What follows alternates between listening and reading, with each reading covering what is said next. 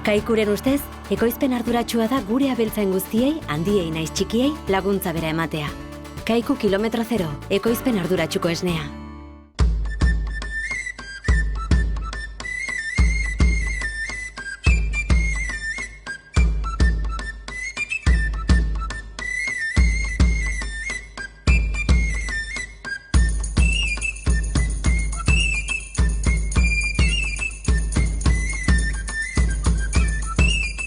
Kaixo eta ongitorriak, beste egun batez Zur eta Lur saio honetara, gaurkoan lehenbiziko atalean, Sederna Garalurreko landa garapeneko teknikari den Marian Zestaurekin egonen gara, eta berak kontatuko digu zer nolako garrantzia duen lehen sektoreak eskualdearentzat, ondotik Baztango Zaporeak elkartearen inguruan solasteko, Ana Iriarterekin egonen gara, eta berak kontatuko digu, noiz eta nolatan sortu zen elkartea, eta zeintzu diren beraien helburuak eta eguneroko martxan zertan ibiltzen diren, eta azkenik saioari amaiera emateko, Baztango Zaporeak elkarteko kide bat, nekazari eta abeltzain bat, Lorenzo Sarratea, solastuko zaigu berak ze ekoizten duen, eta nola moldatzen den ere bere eguneroko lanean. Esan bezala, Marian Zestaurekin gaude, badakizue bera Sederna Garalurreko landa garapen teknikaria dugula, eta Marian, holaxe gaude, badakizue Ur eta Lur saio honetan, nekazaritza eta abeltzaintza inguruan solasten garela, eta hemen gure eskualde honetan, bereziki Baztanen, izugarrizko garrantzia du lehen sektoreak, izan du eta etorkizunean espero du izaten jarraituko duela, eta pixka bat ez dakite, zeintzu ere gakoak pixka bat, lehen sektore honek indarra izaten jarraitu dezan. Zuk esan duzun bezala, Baztanen, eta nik uste dut landa eremun orokorren, ehundoko garrantzia daukela lehen sektorek, eta ehundoko garrantzia daukela baitare, lehen sektorea mantentzea, indartzea, eta benetan dauken balioa ematea, ez? Eta hortarako nik uste dut, badaudela hainbat aldagai, erabat kontutan hartu beharko ginuzkenak, eta alde batetik aipatuko nituzke bertako lehen sektoreko ihardueraren eredue, Baztanen hemen daukeuna, ez? Eredu estensibo bat, ez? Lurrari lotutakoa, etxalde txikik dauzkeu, bertako ingurunea eta paisaie zaindu eta mantentzen duena. Bestalde batetik, kalitate oneko produktue eskaintzen duena, ustiapen familiarrak eta txikik dituenak, eta horrek ekonomiari nola eragiten dion, ez? Enplegu ere sortzen duelako, eta bertan populazioa mantentzen launtzen duelako. Hori alde batetik. Beste alde batetik, ehundoko garrantzia ere dauke lehen sektorek, beste sektore edo jarduera sektorekin ere harreman zuzena daukelako. Bai merkataritzakin eta baita turismo eta zerbitzu sektorekin. Orduan, nik uste dut, zehaztasun handigotan sartu gabe, badela garrantzie eta balioa eta aitortza emateko sektore bat, ez? Naiz eta, nire ustez, tamalez, etzaion bezain beste edo behar luken bezain beste ematen. Zorionez badakigu geroz eta gazte gehiago sartzen ari dira sektorean, eta hori albistona da, ez? Bai, oso ona, eta gutxinen esperantza ematen duna, eta inondik inora oso albiste ona, ez? Eta eredu oik hartuta, jende gehiore animatzen den, ez? Lehen sektorean daudenak zorionekoak dira bizikalitate on bat dutelakoz, ite dute egiten duten hori, baina gustu egoteaz gain, diru sarrera batzuk behar dituzte, eta baita ere produktu batzuk ekoiztu, kalitatezko produktu batzuk esan duzun bezala. Baina hori konsumitzailegan iritsi behar dazken, ez? Bai, nik uste dut hor, badela oso gako handie dena edo importantea dena, eta da, bertako ustiapenak, asko baditugula profesionalizatuta daudenak. Hau da, erabat hortaz eta hortatik bizi denak eta hortarako ere, ez? Azken finean, lehen sektoren jarduera bizimodu bat ere bada, ez? Eta profesionalizazio horrek ekartzen do, alde batetik kalitatezko produktu on bat ekoiztea, eta gutxieneko berma batzukin kontsumitzaileei helaraztea. Hortarako, orain arte erabili dien edo ohikoak dien kanalak edo salmenta kanalak erabili izan die, baina bada beste kanal bat, nire ustez ezinbestekoa dena, eta da, zirkuito laburrena, ez? Edo bertatik berta salmenta zuzena edo salmenta zirkuito laburren itxearena.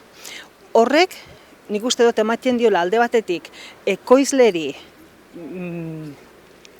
bere produktue, bere etxaldea, bere lan itxeko modue, bere ekoizpena plazaratzeko modue, aukera, eta kontsumitzaileri ere bertatik bertara ezautzeko produktu horren atzen nor dagoan eta ze ekoizteko modue dagoan baita ere, ez? Eta horrek nik uste dut ematen diula konfidantza, eta konfidantza nik uste dut oso beharrezkoa izaten dela, modu kontziente baten produktue erosteko, ez? Produktue kontsumitzeko. Eta bertako produktue kontsumitzea ezinbestekoa da landa eremue bizirik mantendu nahi baldin badu, ez?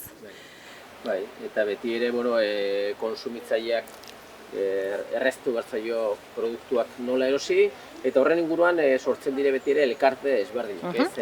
Gero eixo solastuko aran Iriarterekin, Baztango Zaporeak elkarteren inguruan, baina horrelako ekimenak ezinbestekoa dira azkenean, ez?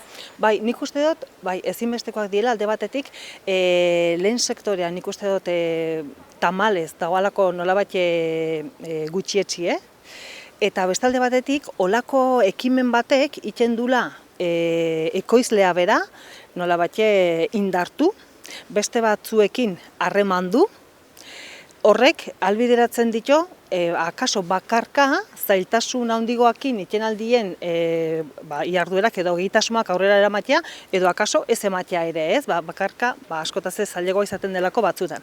Bestalde batetik ere, elkarrekin indako salmenta bat ere albideratzen do, eta dudikabe, plazaratzeko garaien, ez da berdine kide bakar bat bezala aurkeztea, edo talde bateko kide izatea, ez? Eta nik uste dut, elkarlan horrek ere, badula, nire ustez, lehen sektorea, badula edo badela, elkarlan hori badela, lehen sektorea mantendu eta indartzeko, mai horren hanka handi bat, ez? Hanka sendo bat. Ze elkarlanen ez bagaitzen, nik uste dut oso zaile daukeula aurrera itek, ez? Eta ez bakarra elkarlana beraien arten, baizik eta lehen aipatu dugun bezala, beste jarduera sektore edo azpisektorekin ere, ez? Merkataritza delakin, edo zerbitzu turistikoakin, edo beste sektorekin elkarlanin nahitzea, ezinbestekoa da, landa eremun eraginkortasunarik begire. Bai, beti ere, inguruneak badakigu baztanek saltzen dula, ingurune polita dugu, naturari lotua, eta beti ere, bertako produktuak ekoiztekin, alde batetik ere, turistei begira ere, kanpoterri begira, zer hobe, eskaini bertako kalitatezko produktuak, eta turistak ez direne, eta bertako populazioari edo gizarteari txipa aldatzen du, ez? Garai batean behar bada, orain dela 20-30 urte, ekologikoa ezkenekin zertzen ere, azaldu bartzen argi eta garbi zertzen, eta gaur egunean barneratua du konsumitzaileok, pixka bat gure osasuna ere elikaduratik pasatzen dela, eta pixka bat begirune zabalago batekin ibiltzen gara eguneroko bizian, ez? Bai, dudikabe, eta hori baina aipatzen dozola, nik uste dut, gaur egun pasatzen nahigan edo pairatzen nahigan egoera berezi hau, nik uste dut horren islada ere badela, ez? Nik uste dut aurten oso garbi ikusi dugula alde batetik, osasunek eta elikadurak ze garrantzia dauken, ez? Gure bizitzen, ze lotura zuzena dagoan elikadura osasungarri batekin eta gure osasun personalarekin, eta nik uste dut horrek lehen sektorea erdi-erdin jartzen dula, ez? Eta nik uste dut egoera hau baliatu beharko ginukela, hain zuzen ere, hortaz jabetzeko, ez? Ez dela bakarra nahikoa lehen sektore indartsu bat izatea, baizik eta kalitatezko lehen sektore bat izatea, ez? Eta hori pasatzen da, bertako produktuak ekoizteagatik, txalde txikik martxan eta indartzeagatik, eta lurreri lotutako nekazaritza eta abeltzaintza bat izateagatik. bestetik ere zuk esan bezala profesionalak dira geroz eta gehiago abeltzain eta nekazariak, eta erabiltzen den teknologia edo tresneria geroz eta aurreratuago da. Bai. Horrek ere ezten du ere, pixka bat atzetik heldu den jende gaztea, sektorean sartzea, ez? Bai. Pixka bat malgutasun gehiago bada, denbora gehiago ere hartzen alda, elkarteak ere egiten dire ustiapen desberdinetan. Bai, eta gero nik uste dut, jendeek ere, noizbait barneratu beharko ginukela, elikadura osasungarri bat gure eskubide bat dela. Eta horrekin nik uste dut gure kontzientzia maila ere handitu beharko ginukela, eta benetan bertako eta kalitatezko produktun aldeko apustu bat itea, bertakoak kontsumituz. Eta hortarako, nik uste dut ezinbestekoa dela, Baztango zaporeak bezalako elkarte bat izatea, ez? Nola batea albideratzen dulako elkar ezagutze hori, ez? Ze ez badugu ezagutzen, tamalez erosiko dugu, ez? Bertakoa dena. Osongi, Marian, Ana Iriarten gana joanen gara, eta berak lehen eskutik azalduko dugu Baztango zaporearen berri, eta zure ere eskerrak eman, beti ere lehen sektoreare bultzatzeagatik, eta azkenean privilegiatu batzuk gara horrelako eskualde batean, lehen sektorea indarra izateagatik, ez? Bai, hori da, eta benetan konstiente gan, benetan hortzuk esan duzun bezala, ze privilegiatu gan, ze suertea daukeun, eta hori balioan jarrita, horrei segide ematen diogun, ez? Horrela izan da, mila esker da beste bat arte. Eskerrik asko zei, gero arte. Hemen gaude Arizkungo paraje zoragarri hauetan, Baztango xuriek dituen masti batean, eta gurekin Ana Iriarte dugu, badakizue beraiek ere Baztango zaporeak elkarteko kideak dire, eta berak kontatuko digu Baztango zaporeak elkarteren nondik norakoak, eta laxe da ez, hasteko izen zoragarria Baztango zaporeak. Eta ez dakit, Ana, elkarte hau nondik nora sortu zen edo pixko bat ze asmoekin? Elkartea 2016 urtean abiatu zen, horre egontzen iniziatiba bat Baztango udala eta Zedernagara lurre garapen agentziaren bitartez berek bultzatu zuten pixket Baztango ekoizle txikiek elkartu eta horre lan bide bat edekitzen, eta hortxe hasi ginen, 2016an sortu genuen taldea, eta horra hasi ginen lanean Baztango ekoizle txikiek biltzen dituen talde hau. Hori da, azkenan gero urteak pasatzen dire, eta urteak pasatuela gauzak pixka bat poliki-poliki hobetzen joaten dire, gauzak beste ikuspegi batetik ikusten, baina garbi dago zuen nortasuna edo zuen izarra produktuak direla, eta horretarako produktuak izateko Baztango zaporeak izateko behar dire ekoizleak, ez? Ez dakit zuen kasuan zenbat ekoizle zaudete bertan edo zer da eskaintzen duzuena? Momentu honetan 12 ekoizle biltzen gara Baztango zaporeak elkartean. Horra hasieran hau abiatu zenean horre markatu genuen pixket taldea definituko zituen parametro batzuk edo, eta hor dire lurrari lotutako ekoizpenak izatea, etxeko nekazaritza izatea, eredu industrialetik kanpo, eta gero salmenta zuzena edo bide laburrekoari edo ematea lehentasuna. Eta hor, hasi ginen 13, momentu honetan baten batek baja eman zuen, bertze batzuk taldera etorri dira, orduen momentu honetan 12 ekoizle gaude. Eta horien artean, ikustu duzu, Baztango zaporeak du izena taldeak, eta benetan Baztanen ze produktu, ze eskaintza handia dagoen, eta ze variedadea dagoen produktuetan, kalidadeko produktuetan.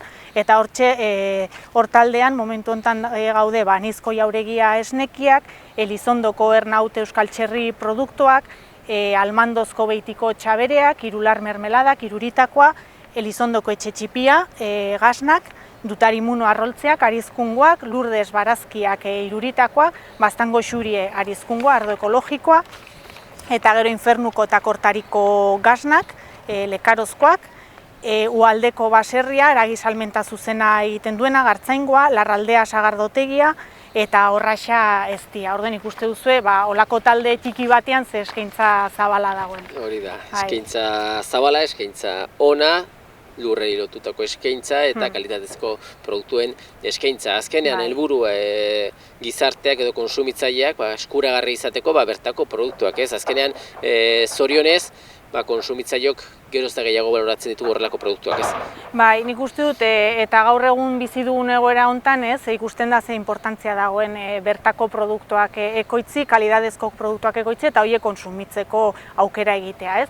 Orduen bueno, bada jendea, bagara jendea, baztanen lan egin eta bizitzeko autua egin dugunak, batzukia bide luzea eramaten dute hortan, eta bertze batzuk hasi berriak, baina bai hori da helburua, ez? Baztanen nekazaritzari behar duen garrantzia ematea, eta eroslei, kontsumitzailei dei egitea, bertako produktuak kontsumitzeko dei egitea. Bai, batipat egunero bertan bizi diren kontsumitzaileari bideratuaz zaudete, baina ez bakarreko ikirik baizik eta, bueno, kanpotik etortzen den edozeineri ere eskaintzen dituzue produktu guzti hauek. Bai, hori da, azkenean, bakotxak badu bere salmenta bidea edo ez, bakotxak bere produktua saltzen du zenbait tokitan, eta gero denen artean egiten duguna, eta batzuk merkatuetan ere presentzia izaten dute, eta gero egiten duguna da olako loteak edo eskaini. Aurten berritu dugu loten eskaintza, eta horra badire, bi lote eginak, egindako bi loteak bat 35 eurokoa, bertzea 55-koa,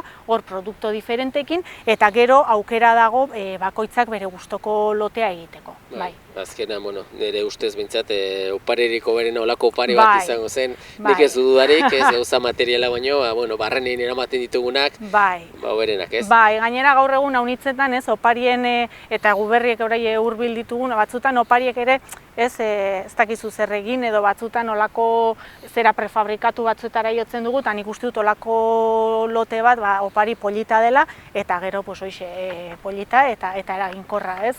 Nik uste dut hartzailean dako opari eder bat, eta hemengo nekazaritzaren dako ere aukera polita bai. Bai, hori da azken nekazari eta beltzainei esker, zuei ere esker, olako pareja hauek ditugu hain polita eta hain zainduak, eta gero kanpoko beste aldea da, turistak, etortzen diren turista guzti hauek ere, pixko bat erakutsi nahi diezu ere, nola egiten den bertan lan, nola bizizareten, eta hortarako ere bisitek idatuak ere antolatzen dire, ez? Bai, taldeko zenbait kidek egiten dituzte bisita giatuak, eta orden hori da, nahi duenak aukera du, adostu ordua eta ekoizlekin, eta baserria ikusteragan eta ikusi produktu horiek nola egiten diren, non egiten diren eta nola egiten diren, hori ere importantea baita.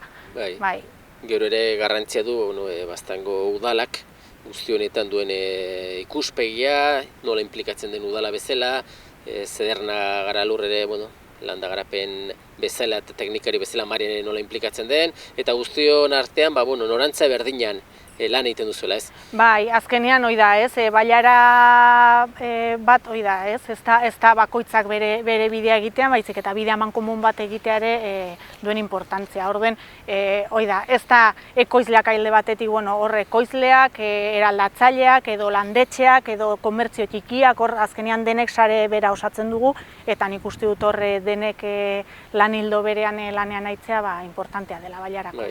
Baita ere elkartearen barruan, Baztango Zaporeak elkartearen barruan, gazte asko zaudete, eta gazteen artean ere emakumeak, ez? Emakumeak ere badakigu historikoki momentuan eta etorkizunean paperri izugarri garrantzitsua bete duzuela sektorean, askotan zoritxarrez izkutuan, eta hor zaudete, ez? Aurpegi emanez, erakutsiz aurrera zoaztela, eta zuei eskerre lehen sektorea dagoen lekuan dagoela, ez? Bai, azkenean ez lehen sektorea ez da libratzen gizarte honen, azkenean isla bada, ez? Eta lehen sektorean ere urtetan emakumean lana hortxe gelditu da izkutuan, eta lan handia egiten segitzen du eta eginen du, orduen ikustu dut horri ere importantzia eman bartzaiola. Eta gerian utzi behar da, eta rekonozimiento bat egin emakume horiek urte luzetan egin duten lan horri. Bai, COVID-19 honen inguruan ere aldatu da eguneroko martxa, zuek privilegiatu batzu zarete, zuen lana normaltasun batean egiten alduzuelakoz, naturarekin kontaktuan, baina salmentaren arazo, ez? Hor dago ere, pixko bat ere, beti ere murrizketa batzuk badire, eta alde hortatik ate batzuk itxixio bezala, ez? Bai, azkenean ez, unek denei eragiten digun zerbait izan da, eta modu batez edo bertzez, denei batzoi igual gogorrago, bertze batzoi arintxago edo mantsoxago, baina azkenean denei eragiten digun, eta hor salmenta puntu importante batzuk, ez, hosteleria eta guzti horiek etxiek balin badaude, hor salmenta puntu importante bat esten da. Orden ikuste dut, hori da, gauza txarra unitzekarritunek, baina igual aukera ematen du ere ere jendeari ohartarazteko ze importantea den, ez elikadura burujabetza ze importantea den herri batek bere esku izatea, bere elikatzeko modu, ez, eta hori ziurtatua izatea. Bai. Oso ongian, bueno, mendikan zoriondu ez, Baztango Zaporeak elkarteari eta barrun zaudeten guztiei, bueno, azkenean unero horre egoteagatik, eta espero dugu, jendea jarraitzea zuen produktuak erosten, eta azkenean zuek etorkizuna bat egiteko, guk ere badugu zer esana, eta horrela izan dadila, eskerrik asko eta beste bat arte. Hori da, mila esker zuei eta animatu jendeari, Baztango Zaporeak dastatzera eta oparitzera. Mila esker. Baztango Zaporeak elkarteko nekazaria abeltzain batekin gaude, Lorenzo Sarratearekin, eta bueno, Lorenzo, zu Ernaut Euskal Txerri produktuak ekoizten dituzu, elkarteren barruan, eta pixka bat ezagit nolatan zu ere sartu zinen elkartea, nola izan duzen ura pixka bat? Bueno, azkenean asmentatik hor nago, ez, udaletxeak eta Zederna Garalurrek intzuten apostuet, nahi zutela hemen ekoizle txikiei elkarte bat sortu, eta nire deitu zataten, niri harpatu zaten momentuetan Euskal Txerrikin nagola pixkat kilikolo enakien zealdetara jokatu, eta izen zen pixkat aukera bat aintzinez egitzeko. Bai, azkenean, zuentzat garrantzitsuna produktuak ekoizteaz gain, kalitatezko produktuak, azkenean konsumitzailearen gana iritsi behar da, eta hori bide bat gehiago, ez? Elkarte bezala betire indar gehiago du, eta zuentzat ere errezago, ez? Bai, niri supositatzen, ni banoen kriston beldurra, ez? Pixketan nire produktuekin kalera atratzea, ez? Merkatuetara atratzea, eta olako elkarte batean, azkenean bazen jendea esperientziekin eta urte mordo bat bazuena afer hortan, eta orduen beraien apoioekin niretako izan zen pauso errexago benpin. Bai, eta zure kasuan zuk ekoizten duzun produktua, Euskal Txerria, bere izenak dioen bezala, txerri euskalduna, bertakoa, lurrari lotua, eta behar bada, pixko bat kostatu da gehiago ezagutzera matea, ez, Euskal Txerriaren produktuak, ez? Bai, azkenean bere garaian ja desagertzekotan egon zen zerribet, eta gero berriz buelta matea horri ez da erresa, gaina izan zen, ez dakit, izan die urte batzuk maten zuen arraza bat salbatzeko, aintzina atatzeko, behartzela hobi bat bazala izan ez, eta kasunten txerrikin ez da hola ez, azkenean gu nahi dugu etekin behar, nahi dugu arraza bat aintzinetatara, baina etekin ekonomiko bat atraz. Bai. Eta horretarako, Baztango Zaporearen barruan ezagutzera gehiago ematen da, eta saltzeko aukera gehiago. Zure kasuan, ze produktuak saltzen dituzu Euskal Txerriarenak? Ni azkenean iten dut hori, ez, produktuei elaboratu ondo edienak, ez, txorizo, saltxitxona, urdaiazpikoa, pateak, bien bat hola, haragi freskoik ez. Eta beti ere, zuek elkartearen barruan, lote batzuk ere salgai badituzue, jendeak oparitzeko, edo dozen momentutan erosteko, eta horren barruan ere zure produktuak saltzen direz. Bai, baitugu bi lote ja fijoa, beste batzuk egitealdie bakotxa bera nahi duen bezala, baina bietan batean patea eta bestean txorizo saltxitxona sartzen dugu. Bai, eta gero ere, saltzeko orduan ezinbestekoak dire, dongi daudere salmenta zuzeniteko merkatuak. Ezakit abenduari begira data hauek duzezkigu gainera, aurre ikuspen bat baduzue, merkatu berexirik ekingo duzue Baztanen? Bai, azkenean niretako ni manejatzen izan bazala, garrantzi gehiena ematen jotena da merkatu ez. Ni merkatuetan saltzen dut gehiena, hori da nire apostue. Eta orai, Baztango Zaporea eta Baztango Artisaba itzen gehan antolatzen hainbat merkatu, eta orai abenduen, azkenean egin behartugu apostu nahiko potente batez. Azkenean izintugu bortza 6, 12, 19, 23, 24, 26 eta gero 2. Urtarrien 2, bai. Badire egun saia horrez, merkatuan egoteko, konsumitzaileak zuzenean, ekoizleari produktua erosteko, eta ez dakit, bitartean, zuek eguneroko martxan, ez? Azkenean uztartu behar da ekoizpena eta salmenta, ez? Bai. Azkenean etzera despistatzen ade, azkenean importantena da xerrie zaindu, elaboratu eta gero saldu. Dena garrantzia handi dute, baina denak zaindu behar die. Bai, zueri ere merkatuetan salmenta zuzen egiten duzutelikan asko zonaldekoak izaten dira, baina beti ere baztanera kanpotarra etortzen da, ez? Harritua geratzen da jendea, ez? Zer nolako produktuak ekoizten diren bertan, ez? Bai, orai hartaino baztanera jendea etortzen zen igual pasaia ikustera bakarrik, ez? Hemengo naturaliza ikustera, ez? Baina, bueno, gu apostu egin dugu, geren produktuekin ere bastan zabaltu behar dela, bertako produktuekin ere, ez? Eta, bueno, gure apostu hori ez. Bai. Ongi, Lorenzo, jarrai dezazutela orain arte bezala, kalitatezko produktuak ekoizten eta konsumitzaileak nola ez, baita ere konsumitzen eta erosten. Eskerrik asko eta beste bat arte. Bale, zuei. Besterik gabe, agur esateko ordua iritsi zaigu eta eskerrak eman zuen arretagatik agurtzen gara datorren saio arte. Ongi segi. Guztiei, handiei naiz txikiei laguntza bera ematea. Kaiku kilometro zero, ekoizpen arduratsuko esnea.